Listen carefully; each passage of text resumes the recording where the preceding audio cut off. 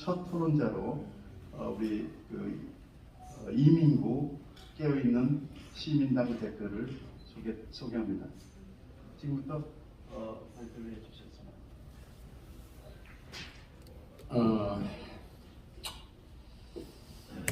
굉장히 낯선 자리가 맞고요. 저 친문 맞고요. 여러분 깨어있는 시민연대 관련된 깡력 파일을 저희가 전국에 틀고 다닐 때 또 제가 이병철의 녹취록을 받아서 변호사비 대납 사건을 고발한 주체이고요.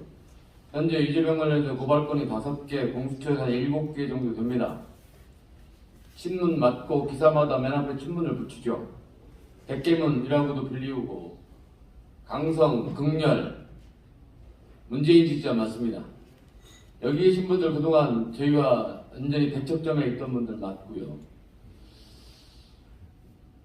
그럼에도 불구하고 많은 분들이 궁금해하십니다. 쟤네들 왜 그러나? 라고 궁금해하시죠. 간단합니다, 여러분. 제가 보수, 중도, 대한민국 유권자 여러분들한테 진보의 또는 민주당의 집권민주당에서 쓰레기 같은 대선 후보를 뽑아서 여러분들에게 찍어달라고 내는 것 자체가 너무 부끄럽고 사과드릴 지경입니다. 아무리 진영일지라도 민주당 내, 진보진영 내 아닌 건 아니라고 주장하는 세력이 아직도 존재하는데 그게 저희 세력이고 문파라고 하는 집단이고 깨어있는 시민이라고 하는 집단이 진보의 라인도 존재하고 있습니다. 간혹 저의 활동이 정치적으로 저는 그러면 타당을 지지하는 거 아닌가 관심이 별로 없습니다. 이재명을 잡으려고 하는 겁니다. 정치권에서 이재명이라고 하는 인물을 도태시켜야 된다는 게 저의 생각이고 우리나라의 대통령 후보 리더로서의 자격이 없다. 이건 진영의 문제가 아니다. 라고 저희가 투쟁을 해오는 겁니다. 외부에서 볼 때 되게 이상해 보이고 제가 개인적으로 운영하는 유튜브 채널을 보면 굉장히 궁금해서 많이 들어와 보십니다. 깨어있는 시민연대 또는 깨시언TV라고 하는 채널 진영이 무너져 가고 있습니다. 아닌 건 아니라고 손드는 게 굉장히 용기가 필요한 시기가 되어버렸습니다. 저와 같이 일했던 저에게 녹취를 제공했던 이병철의 사망은 저 개인적으로도 충격이고 이게 목숨을 건 싸움인가 라는 정도로 봤습니다. 정치인 이재명, 대선 후보 이재명은 도저히 용납이 안 되기 때문에 저희가 끊임없이 투쟁해온 세월입니다. 여러분들도 저희의 목소리를 듣고 그래도 저쪽 애들은 아닌 건 아니라고 하는 애들이 있구나 라고 귀 기울여 주시기 바랍니다.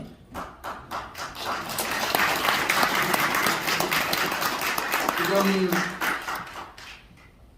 온라인을 저희가 주도하고 있는 게 온라인이고요.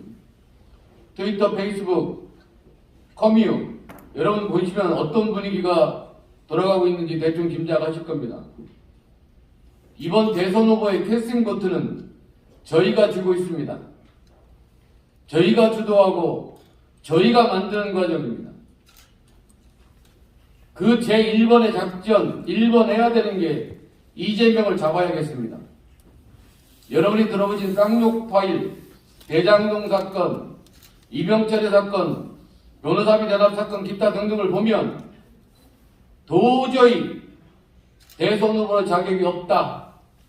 뿐만 아니라 현재 저희가 파악하고 있는 이재명의 고소고발건이 40개가 넘습니다. 재판까지 하면 50개가 넘죠. 여러분도 아시겠지만 고소고발 서너 건 걸리면 일상생활이 불가능할 정도인데 왜 집권민주당 우리 진영의 대통령 후보라는 작자는 고소고발이 40~50개가 돼도 아무런 진행이 안 되면 선거운동을 하고 돌아다니는 지경까지 와 있느냐는 법 위에 있는 이재명, 저희가 고소고발한 건이 하나도 진행이 되고 있지 않습니다. 간혹 여러분 하나만 종용을 해드리면 변호사비 대납 의혹 사건이 굉장히 큰 사건으로 착각들 하시는데 제가 고발한 건은 옆에 변호사님들 계시지만 굉장히 간단한 사건입니다. 본인은 2억 5천만 원으로 대한민국 유수의 변호사 30명을 썼다고 하는데 김경수는 단 한 건으로 6억 쓰고 집을 팔아서 감옥에 가 있습니다. 이상하죠? 저희의 의심의 출발입니다. 같은 진영 내에 있는 저희의 의심의 출발입니다. 대부분의 기사가 변호사비 대납 의혹으로 나오는데 저희의 고발장을 보시면 공직선거법상 허위사실 유포입니다. 2억 5천만 원을 썼는데 우리는 100억 정도 썼을 것 같다. 김현장 포함해서 대한민국의 최고의 변호사들이 모여있는데 2억 5천만 원으로 될까? 허위사실이다. 이미 검찰 측은 조사가 끝났습니다. 압수수색을 나갔고요. 변호사비 계약서나 수임료가 이미 들여다봤기 때문에 한두 군데를 깠는데 2억 6천 3억이 나왔다. 허위사실 공표입니다. 변호사비 대납 의혹은 그 다음 단계입니다. 그래서 저희는 수원지검에 진행하고 있는 변호사비 대납 사건이라고 하는 이거에 이제 수사하라가 아니라 기소하라라고 외치는 겁니다. 대선 후보는 기소를 안 한다. 더군다나 후보 등록이 곧 되면 기소할 수 없다. 왜 이재명은 법 위에 있어야 됩니까? 좋은 점은 하나 있습니다. 저에 대한 고소고발이 무수하게 쌓여가고 있는데 저도 부르지 않습니다. 제 건도 진행이 안 되는 거죠. 쌍방 고소전으로 지금 저희가 20여 년간 지지해왔던 민주당은 저를 구속수사라고 하는 지경입니다. 이재명의 민낯을 드러내는 저희의 일이 민주당에서 구속수사라고 탄원서를 수원지검에 낼 정도의 쓰레기당이 돼가고 있는 겁니다. 저희가 지지했던 민주당, 그 민주당의 이름이 여러분이 아시는 것처럼 지금의 민주당이 그 민주당이 아닙니다. 민주당의 이재명이 아니라 이재명의 민주당이 되어버렸습니다. 다음 지방선거의 공천 기준이 이재명 대선 경선 과정에 얼마나 많은 기여를 했느냐가 공천 기준이라는 발표가 있을 지경입니다. 지자체를 장을 뽑을 때는 도덕성, 또 얼마나 일을 잘하는지, 그 지역의 주민들의 의견이 어떤지 들여다보고 뽑아야 될 게 굉장히 많습니다. 그런데 6월 지방선거의 공천 기준이 이재명의 대선 기여도입니다. 세상에 이런 쓰레기 같은 정당 어떻게 이렇게 민주당이 여기까지 왔습니까? 저희는 이 참담에서 견딜 수가 없습니다. 자화해야 되겠습니다. 또 하나, 이번 대선에 저희의 역할이 굉장히 크고 민심을 주도하는데 여러분의 민심을 잡을 수는 없습니다. 이미 양쪽 진영은 결정되어 있고요. 소위 말하는 중도의 캐스팅 버튼인데 저희가 온라인으로 주도하고 이끌어 나가고 있다 말씀을 드리겠습니다. 그래서 전략적인 문제도 한번 말씀을 드리고 여러분들께 상의를 좀 해주셔야 되겠습니다. 저희 친문 맞습니다. 백개문 맞고요. 극성, 강성, 민주당 권리당원들 출신 다 맞습니다. 여러분들이 문재앙 또는 현 정부를 공격해서는 전혀 득이 없다. 저희도 연대할 수 없고 이재명을 잡는데 어떤 전략이 필요한지는 여러분들의 판단입니다. 이재명 잡기에는 이재명만으로 차고도 넘칩니다. 지금 많은 분들이 저희한테 깨어있는 시민연대의 말을 들어보자. 그동안 오해했다. 저희를 품어주자.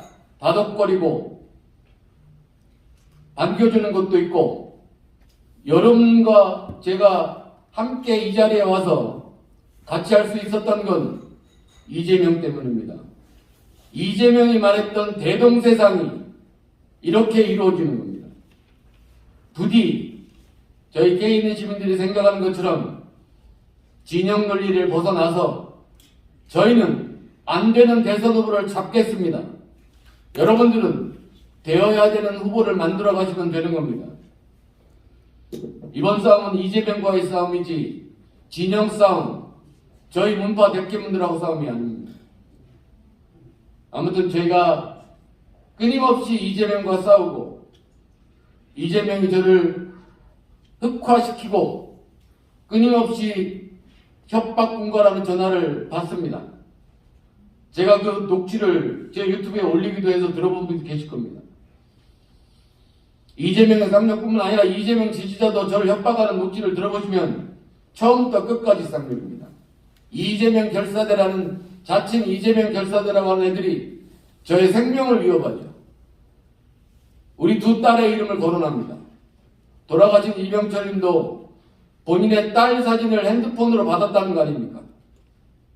극악무도한 집단이고 정치를 하면 안 되고 공직의 마인드가 없으며 전과자이며 폐륜입니다. 저희가 주장하는 일은 올바르지 않은 정치인을 정치권에서 내쫓고 깨있는 시민들이 정치력을 발휘할 수 있는 올바른 정치판을 한번 만들어보자. 그러려면 이재명을 제거해야 된다. 저희 입장입니다. 고맙습니다.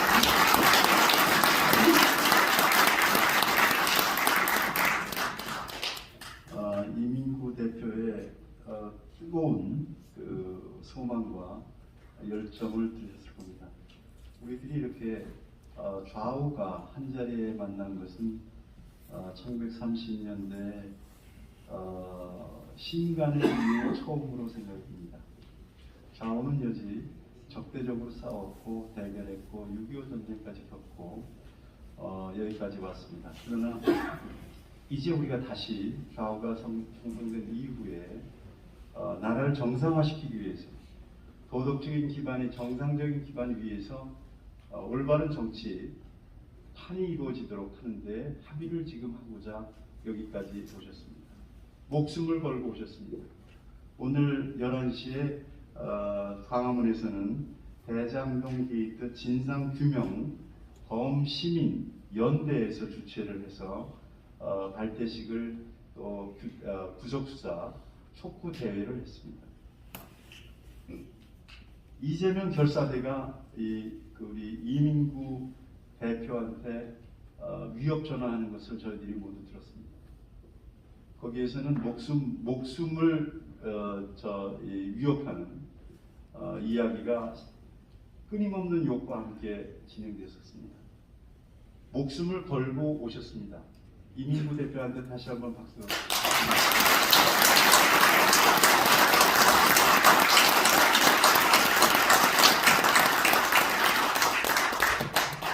우리는 반드시 새 시대를 열어갈 겁니다.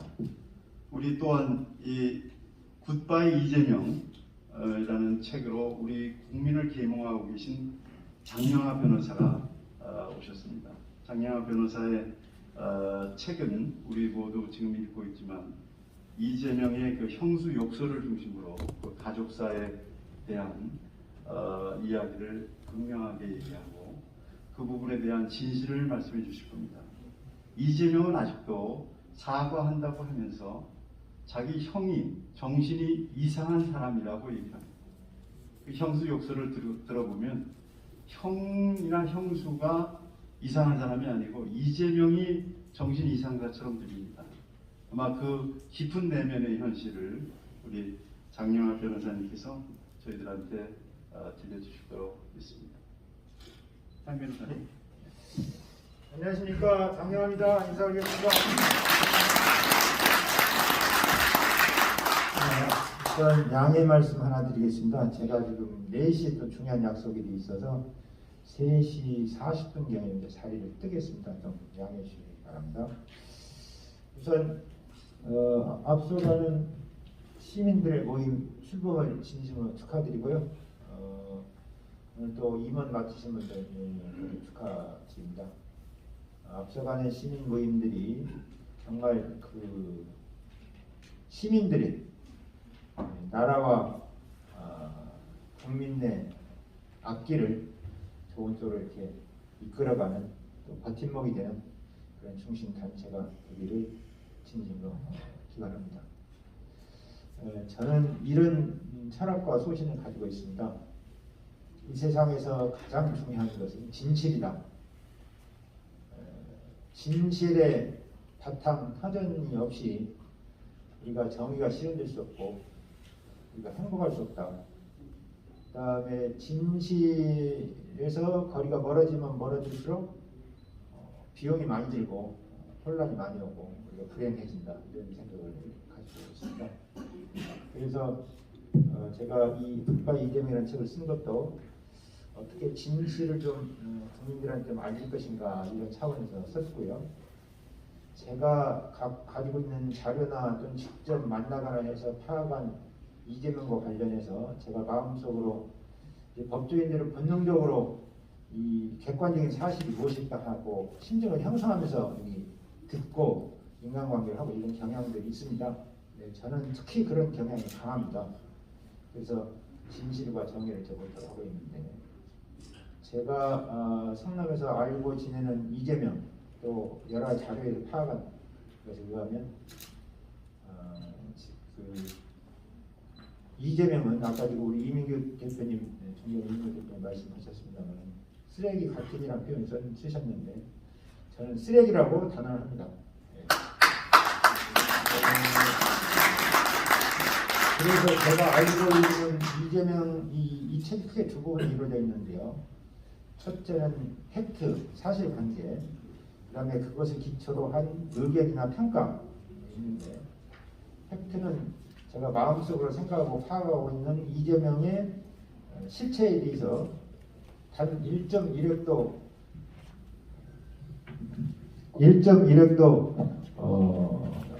나쁜 쪽으로 왜곡하거나 또는 상대에 해당되는 고인 이재선 회계사를 1.1획도 유리하게 한 것이 없습니다. 방금 지금 어떤 기자가 저한테 이런 말을 물었습니다. 당신이 그저께 배포한 녹취록에 보면 그 이재선 회계사가 너가 나를 죽이려고 했던 거 아니냐. 그러니까 이재명 후보가 내가 뭐 얼마 전부터 죽이려고 했지 이렇게 말한 부분이 나옵니다. 그것에 대해서 제 의견이 뭐냐 물어서 그건 농담이다. 사실이 아니다. 내가 보기에는 그렇게 얘기를 했습니다. 다만 그때 당시에 아마 형을 죽이고 싶을 정도로 미웠다. 그런 심령을 표현한 것일 것이다. 그러니까 제가 정말 이재명을 미워한다고 그런다면 그런 놈을 처벌하고 뭐 이렇게 해야 되지 않냐 그렇게 하겠지만 저는 그렇게 생각하지 않습니다. 제일 중요한 것은 정의라고 생각을 합니다. 진실이라고 생각합니다. 그래서 정의가 실현될 수 있다고 생각합니다. 그래서 국민 여러분들이 여러 가지 사랑해 주셔서 이 책이 베스트셀러 반열에 오르고 또 어저께 법원에서 어저께는 결정만 됐다는 사실을 알았는데 지금 저도 아직 결정을 입수를 못했습니다. 아침에 뉴스를 보니까 기각됐다는 뉴스를 봤습니다. 그래서 지금 이제 우리가 시급한 것은 이번 대선이 아니겠습니까? 이번 대선에서 지금 이재명이라는 사람이 어떤 사람인지 아는 것에 대해서 가장 그래도 아까 말씀드렸다시피 1.1억도 이재명한테 불리하거나 이재선 그 형에게 유리하게 쓴 것이 없이 팩트를 기초로 해서 썼다. 다만 그 팩트를 기초로 한 것에 대한 의견과 평가는 좋게 나갈 수가 없죠. 그러니까 아까 제가 쓰레기다. 그건 제 평가입니다. 팩트가 아니고 그렇게 좋게 나갈 수가 없죠. 그렇게 평가가 되어 있는 건 맞습니다. 왜냐하면 팩트가 나쁜데 좋게 평가한다는 건 사람이 아니죠. 비정상인 거죠.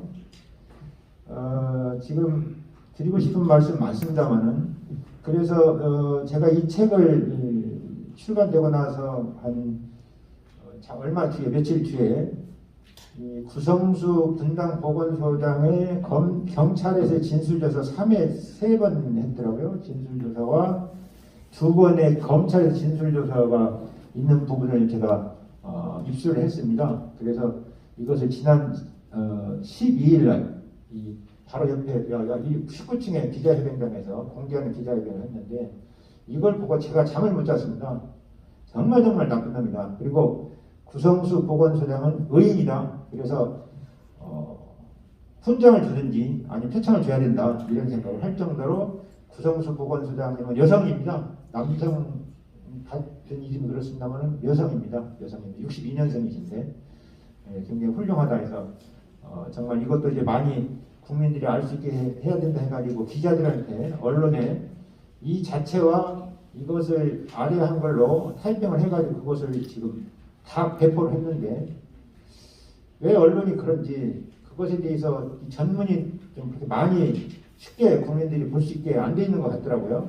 정말 안타까운 일이고요. 그런 부분도 장기적으로 개선이 돼야 될 것 같고 그 다음에 여러분들이 이재명의 실체를 아는 부분들이 이제 객관적인 사실도 중요하겠습니다만은 지금 제가 어제 그저께 34개의 파일 약 160분 분량을 공개했지만 어제 또 추가로 하나 공개했습니다. 그저께 공개한 것은 2012년도 4월부터 한 8월경 사이에 이재명 성남시장이 시장의 권력을 남용해서 형을 정신병을 입원시키려고 시도하는 과정에서 형으로부터 정신이 이상하다는 근거를 잡기 위한 것으로 추정이 됩니다. 그래서 전화를 걸고 그걸 유도하고 그런데 이제 형은 그걸 이제 정보를 듣고 눈치 있게 파악을 하고 그것을 저항하기 위해서 대항하기 위해서 녹음을 해가지고 제가 공개한 것은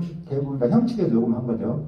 그래서 그걸 공개했습니다만은 그거 말고 2016년에 이제 그 이재선 씨가 이재명에게 전화를 하고 부인 박인복 씨를 바꿔줘서 박인복 씨가 그동안 있었던 일들을 쭉 이렇게 설명을 하면서 지금도 그렇게 생각을 하느냐 하니까 그것이 한 6분 한 20초 정도 되는 것 같습니다. 그걸 편집한 것이 아니고 그 중에 일부만 제가 어저께 기자회견하면서 틀었고 아침에도 지금 그 이재명 검증위원회 국민의힘 소속 이재명 검증위원회에서 한 100초 정도 됩니다. 틀었는데 여러분도 지금 들어본 분도 많이 계시겠지만 듣지 않은 분도 많이 계실 겁니다. 그래서 제가 그것을 좀 틀어드리겠습니다.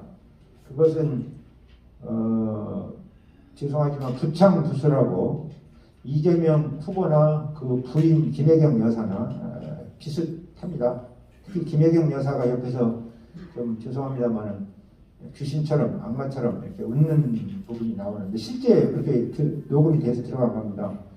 저는 여러분들이지만 김혜경 여사를 생각할 때 중국의 그 섭정을 했던 서태후가 생각이 납니다. 서태후가 생각이 나는데 그런 것을 연상하면서 한번 들어보시기 바랍니다.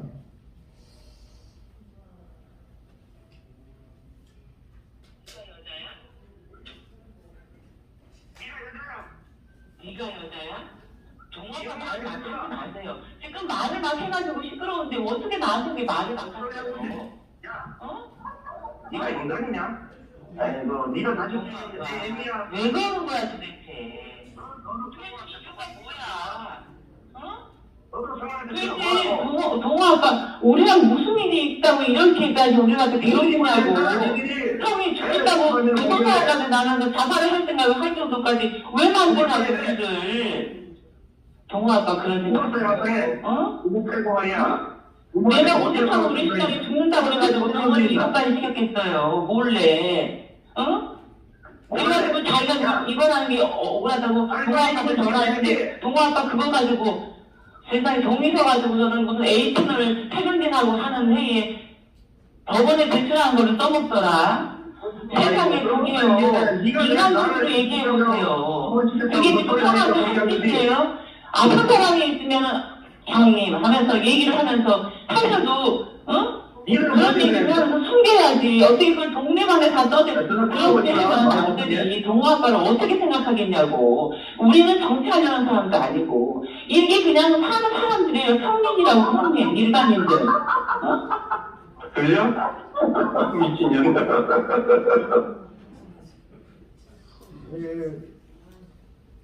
제가 공개한 녹음 파일 등에 대해서 이재명 후보가 거기에 그 발언을 하는데 구체적인 팩트 부분은 허위 사실들로 주로 이루어져 있습니다. 그래서 그것에 대해서 허위 사실 공표죄로 제가 고발을 하겠다고 공언을 했습니다.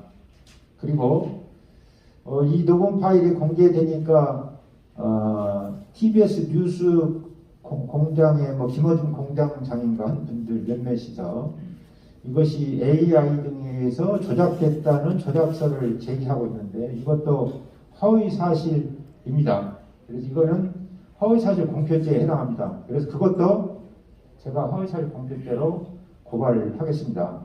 우리나라가 정말 살기 좋으려고 그러면 객관적인 진실을 토대로 정치도 이루어지고 또 사회 모든 거래나 이런 것들이 인간관계나 이루어져야 됩니다.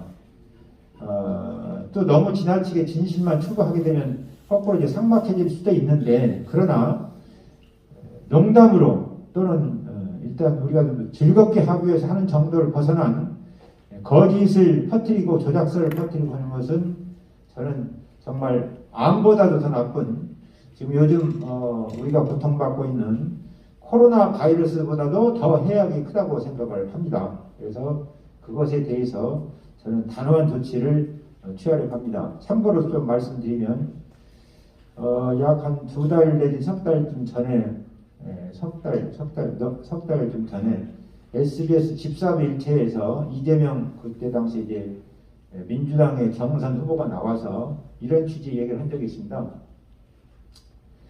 형이 어머니 집에 불사 질러서 어머니를 죽이겠다고 협박해가지고 어머니가 무서워서 집을 나와서 떠돌아다녔다 했는데 그것도 허위 사실이고 사자 명예훼손에 해당됩니다. 그래서 그걸 제가 그것이 방송된 지 한 일주일 정도 남짓 만에 허위 사실 공표죄로 고발을 했는데 수도권에 있는 검찰청 그 임원들, 검사장이나 차장이나 부장이나 이런 사람들, 또 검사들, 특히 이 옛날로 말하면 공안부, 지금 말하면 공공수사부를 담당하는 검사들은 잊을 수가 없다.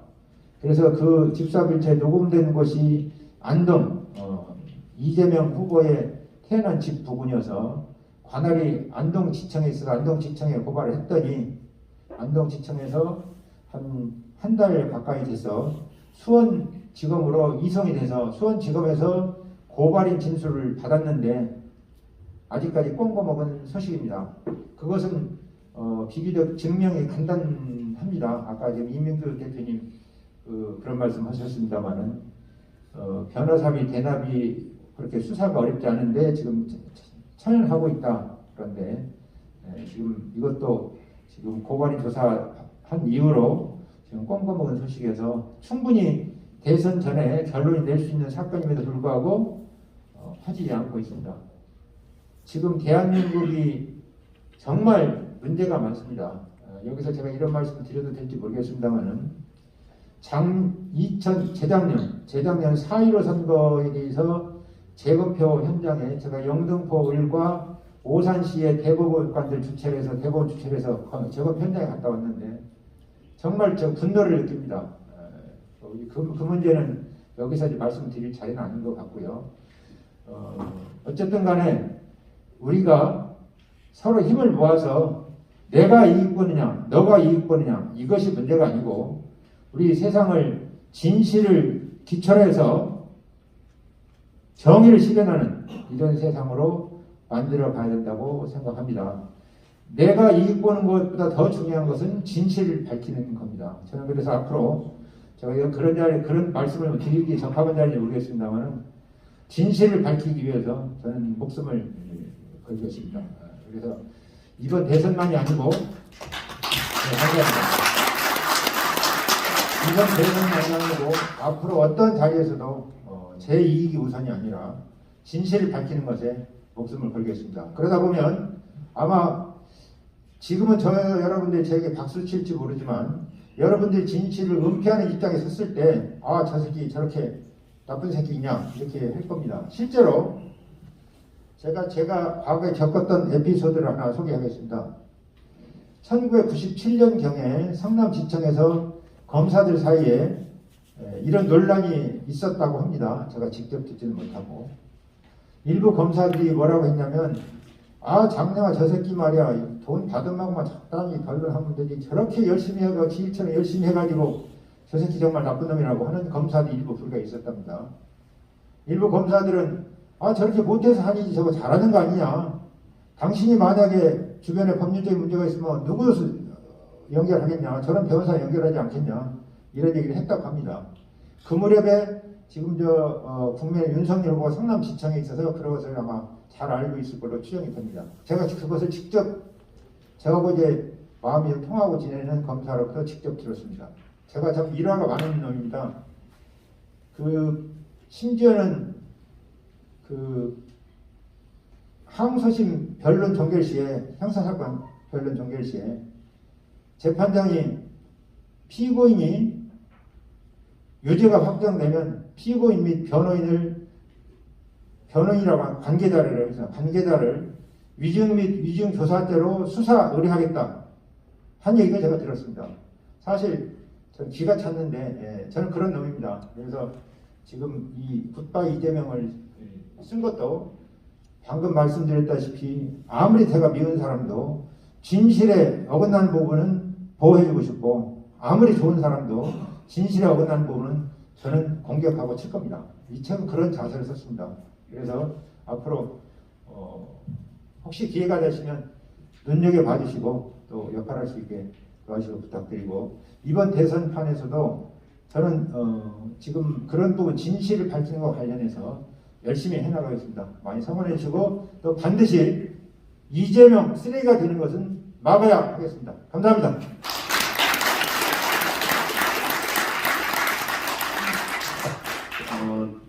우리 대한민국의 도덕 기반을 지켜야 된다는 이 대명제 앞에서는 좌우와 정치가 사라지고 우리 공통된 보편적인 가치가 자리 잡고 있는 것 같습니다. 이 부분이 만약 다음 대선에서 무너진다 그러면 대한민국은 더 이상 다시 소상할 길이 없을 겁니다. 이 부분에 대한 고발을 목숨을 걸고 하시겠다는 우리 장영하 변호사님께 다시 한번 박수.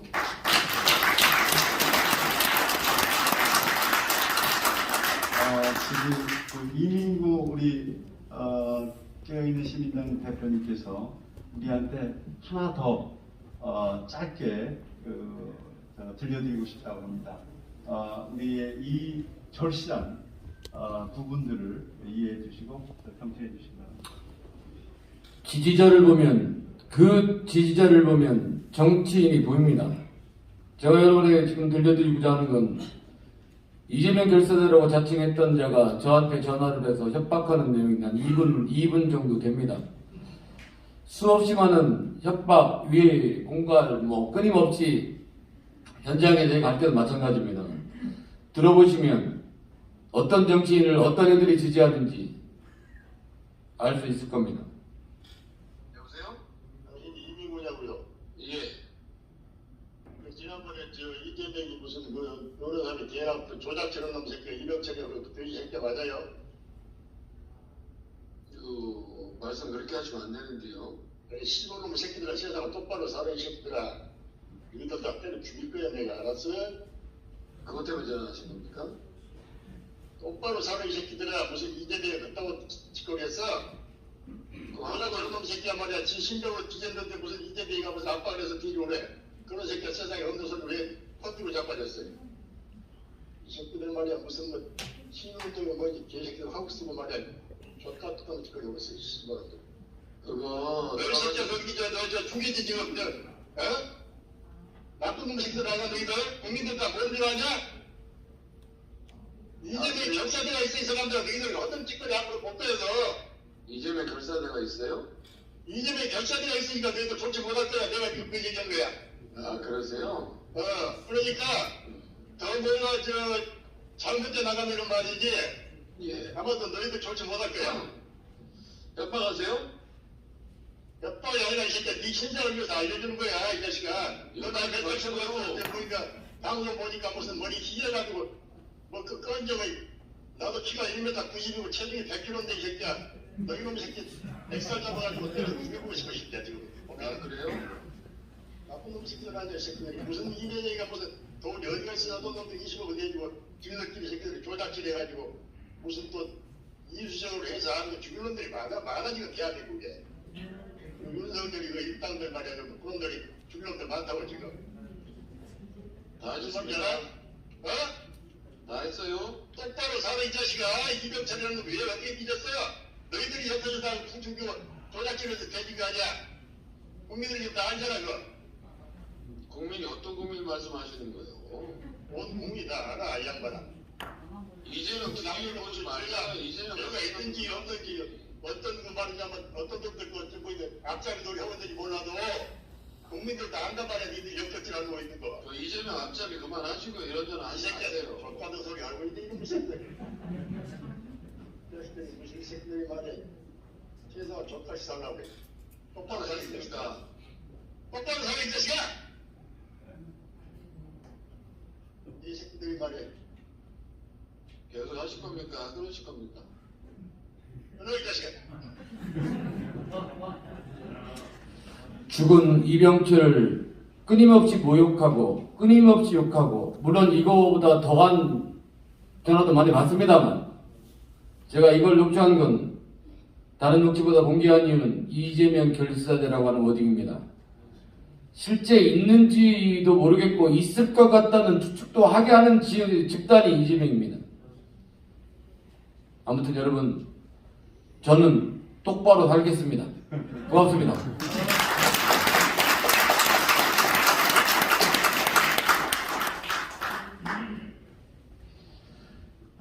우리 영어로 국가는 스테이트라고 그러는데요. 우리는 국가를 국하고 나라국하고 집과자를 함께 씁니다. 집과 국가가 거의 같다라고 보는 거죠. 집이 무너지면 국가가 무너지는 건데 인륜이 무너지면 국가가 무너진다는 감각은 우리한테 너무너무 큰 겁니다. 그런데 여기 우리 이민구 대표라든가 장영하 변호사님께서 보여주신 것은 정말로 인륜을 저버리는 그 쓰레기 같은 그 인성을 우리한테 발표해 주셨습니다. 이 사람이 짓고 나면 어떻게 되겠습니까? 아이들은 어른을 욕하고 동생은 형을 욕하고 아마 가정이 다 무너지고 그 무너진 것을 국가가 버텨낼 수 없을 겁니다. 이 사람이 국가 일을 맡고 어떤 일을 했는지 잘 알고 계실 겁니다. 대장동 게이트에 대해서 우리들 많이 들었지만 우리 시민사회 운동을 오랫동안 해오신 바른사회 시민회의의 공동대표이신 박인환 변호사님께서 대장동 게이트의 본질과 현재 검찰 수사의 맹점을 아주 간명하게 우리한테 들려주실 겁니다. 박인환 교수님께 마이크를 옮기겠습니다.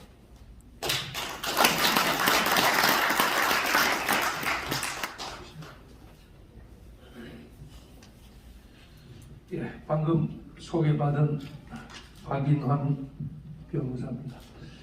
우선 저보다 앞에 두 분께서 아주 격정적인 말씀, 진실을 바탕으로 하는 정의를 추구하기 위해서 우리 이민구 대표님은 대표적인 문사랑 소위 대깨문, 우리 우파 진영에서는 대깨문이라고 하는 분들 중에서 저희들이 파악하기로는 약 30% 정도가 이재명 후보가 민주당의 대선 후보로 선출되었다는 데 대해서 좌절을 한 소위 진성 민주당 당원들이 약 20% 내지 30%가 된다. 그분들을 대표하는 우리 이민구 대표님이 바로 진실을 바탕으로 해서 정의를 세우는 정치인을 만들자.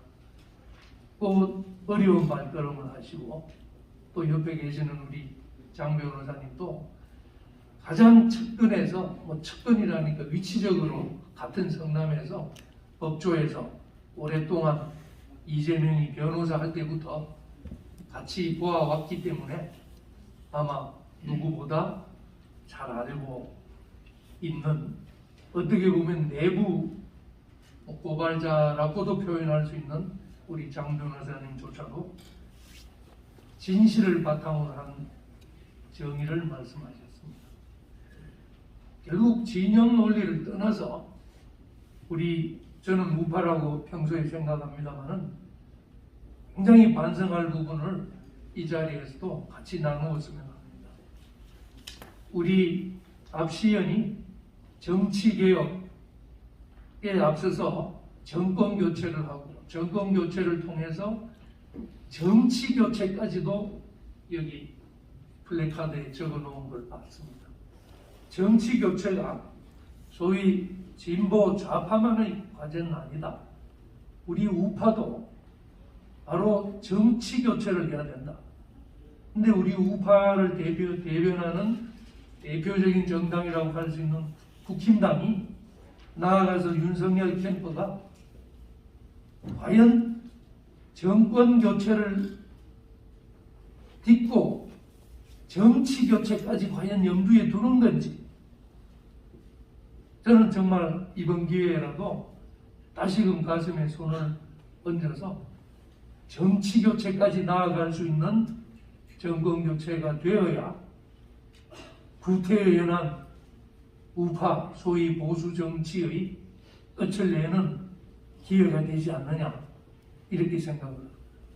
다시 말해서 진부한 표현이지만은 위기가 기회라고 하지만은 정말 이번 대통령 선거는 그야말로 위기로 끝날 것이냐, 제대로 된 정치 교체까지 나아가는 기회로 삼아야 수 있을 것인가는 결국 우리 진보 보수를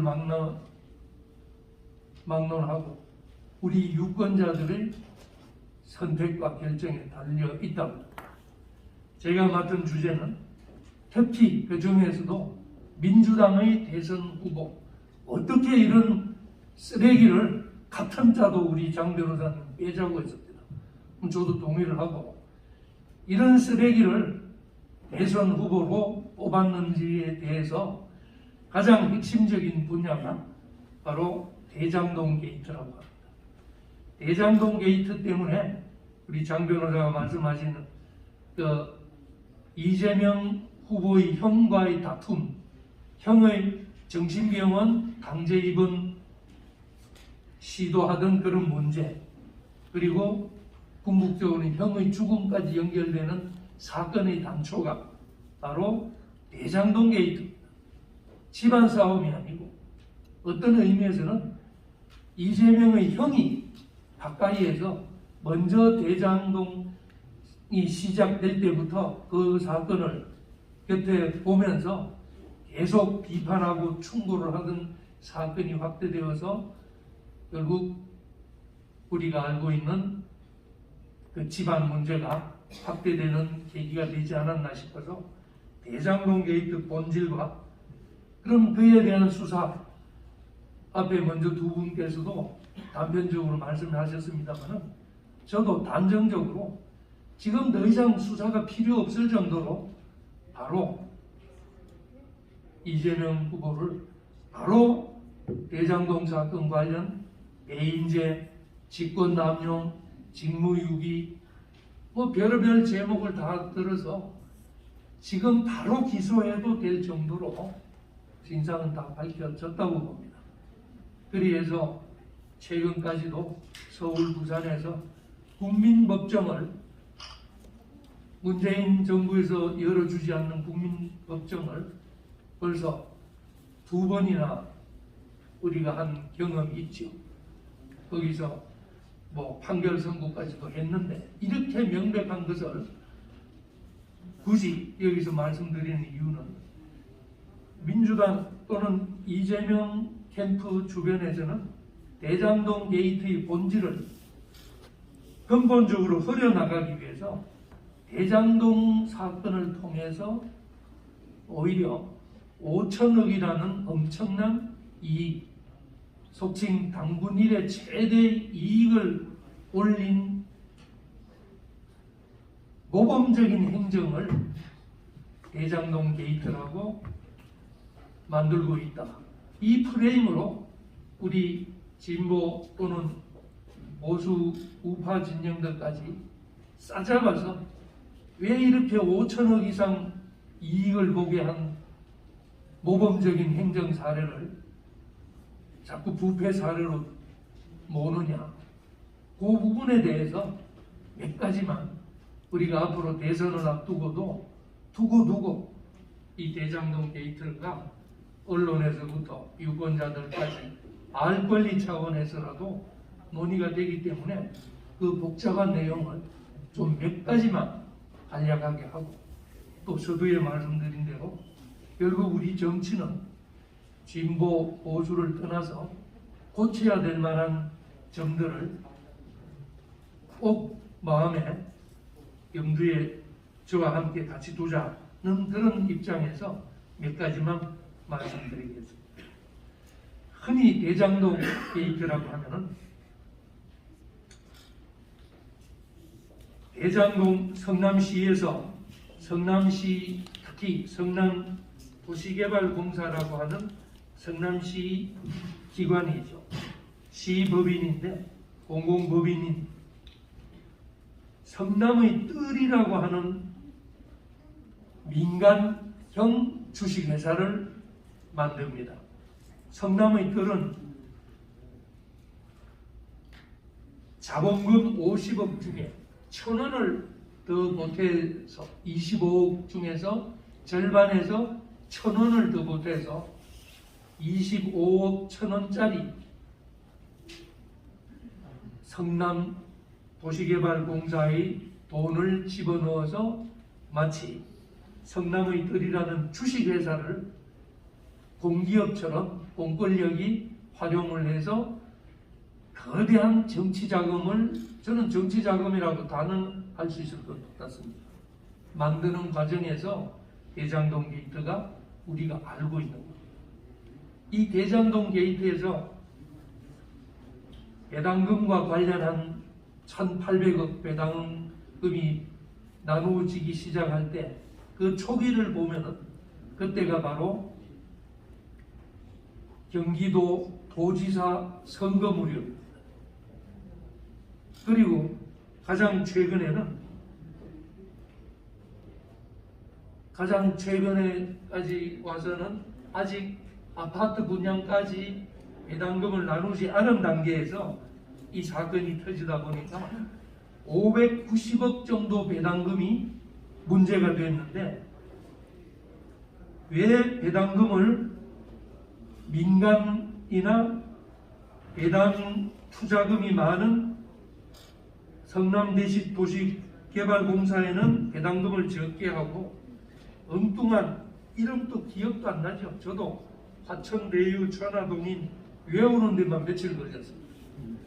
원래 사기꾼들이 아시다시피 이름 복잡하게 짓고 한탕 해먹고 나면은 사라져야 국민들 잊어버리니까, 이런 회사에다가 몰빵으로 이익을 몰아주는 그 구조를 교묘하게, 우리는 이렇게 단순하게 몰빵으로 몰아준다고 하는데 이재명은 아니다, 엄청난 공익을 가져왔다 이렇게 나가는데, 그 거짓말을 밝히는 게 대장동 게이트의 본질이라고 저는 이해할 수 있다, 이렇게 간단하게 말씀드리겠습니다.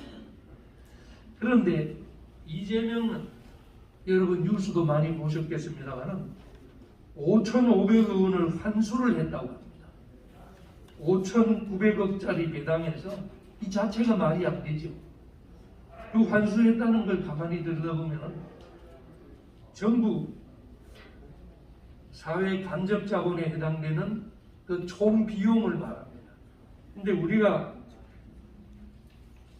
문제 삼는 부분은 토지 매각 부분, 그 당시 토지 수용을 해서 공권력을 이용해서 200원, 300원의 싼 값에 수용했던 토지를 1,400만 원, 1,500만 원에 팔아서 그 이익을 배당하는 문제를 거꾸로 돌려가지고 총 계산해서 배당을 받은 5,500억 원을 우리가 수익을 올렸다. 이렇게 하니까 언론도 헷갈리고 우리 국민들도 헷갈리고 당군 이래 최대의 수익을 봤다는데 현금 수익을 1,800을 본 것도 사실은 국가가 민간을 상해서 수익을 본 건 자랑하는 것은 우리 행정에 오는 분들도 알지만은 있을 수도 없는 일이죠. 민간을 상대로.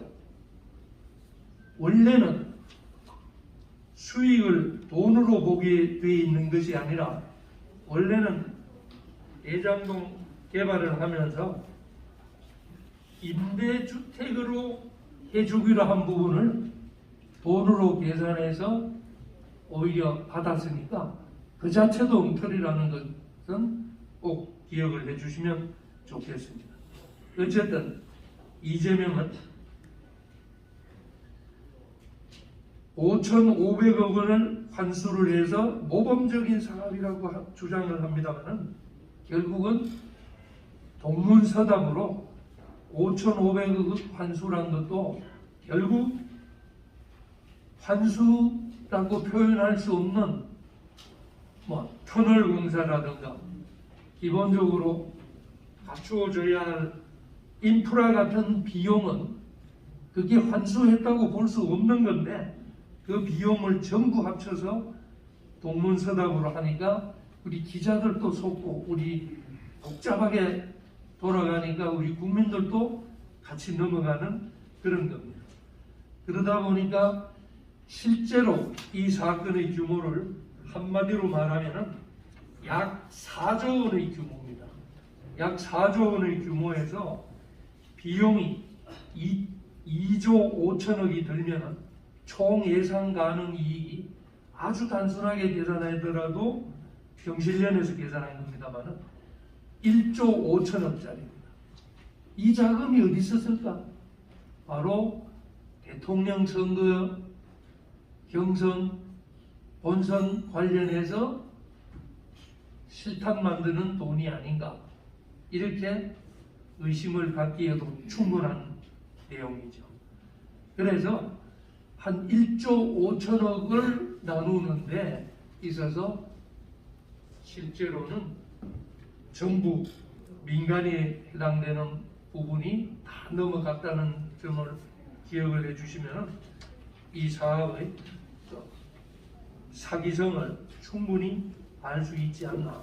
한마디로 말하면 공권력을 이용한 당군 이래 최대 민간 합작 부동산 투기 사건으로 최소한 8,500억 원 이상을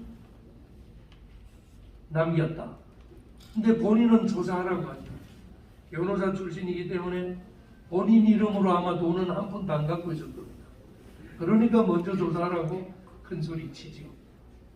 그래서 여러분이 깊이 이야기하면은 시간 관계상 다 또 머리도 복잡하겠습니다만은 기본적으로 이런 틀은 이렇게 부당이득을 창출하는 틀은 당군 이래로 대장동에서 유일하게 있었다는 것만 기억을 하시고 그 총 이익을 볼 때는 최소한 8,500억 이상이 해당된다는 것만 기억을 하시면은 그 돈 중에 일부는 벌써 현금으로 400억 정도가 인출된 흔적이 나오고 있죠.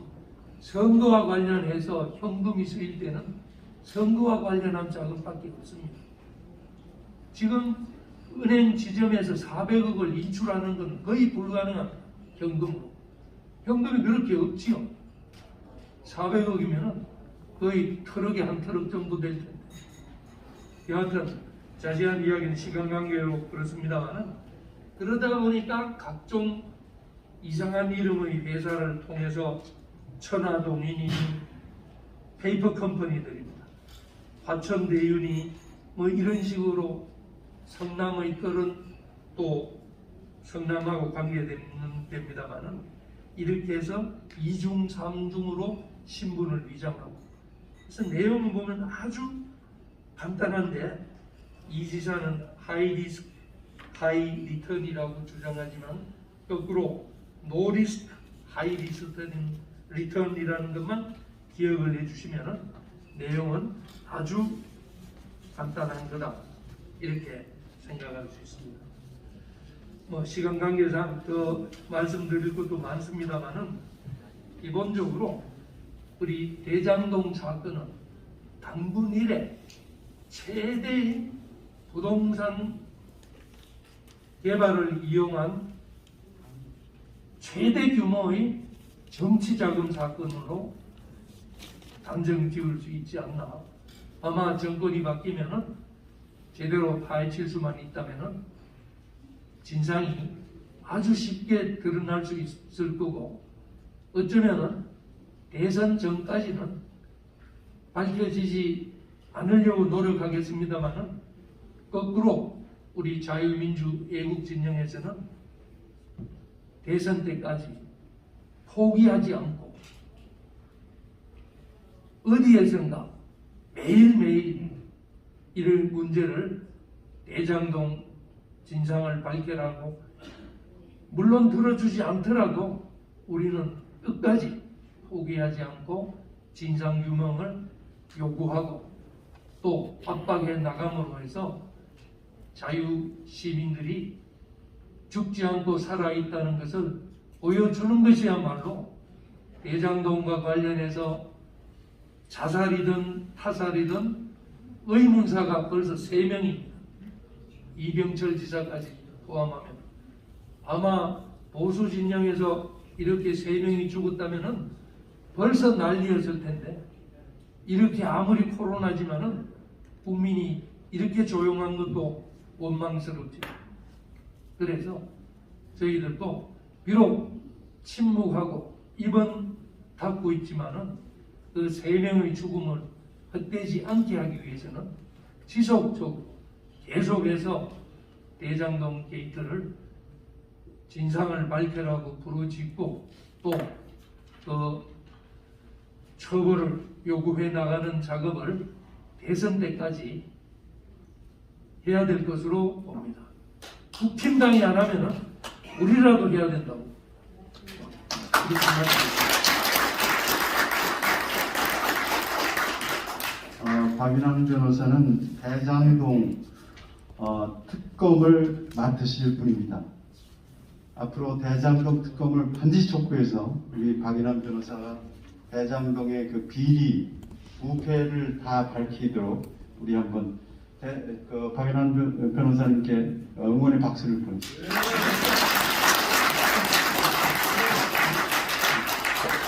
오늘 아주 열띤